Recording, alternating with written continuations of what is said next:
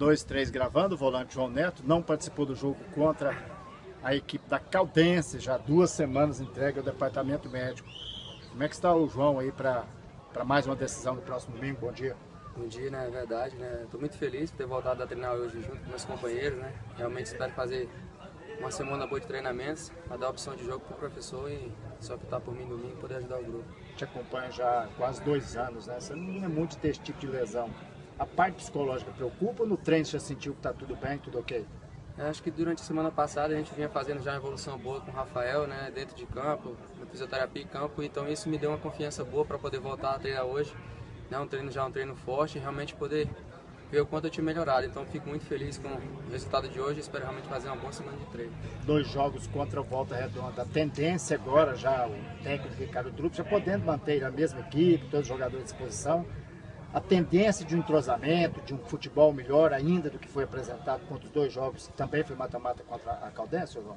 Verdade, né? 2 semanas importantes, né? Cada semana que passa o time ganha uma confiança. Foi mostrado isso no amistoso de ontem, eu não joguei, mas fui acompanhar, vi companheiros que não veio jogando, mas que entraram lá e deram realmente conta do recado, fizeram uma grande atuação, passaram bastante confiança.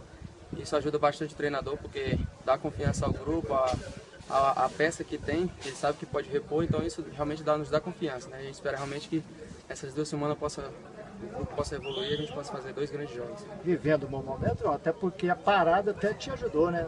Nesse final de semana do Campeonato Brasileiro da Série D. Verdade, né? Essa parada foi importantíssima para mim, principalmente, para poder recuperar e realmente voltar 100%.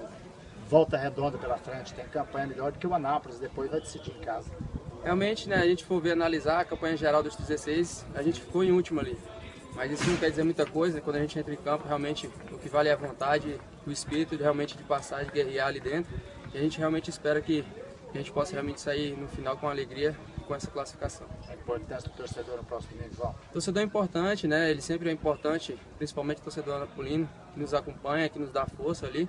E ele realmente entendeu que o time cresceu dentro da competição. E a gente espera realmente que domingo possa ter a casa cheia, nos apoiando para a gente fazer um grande jogo. Obrigado, boa sorte para você.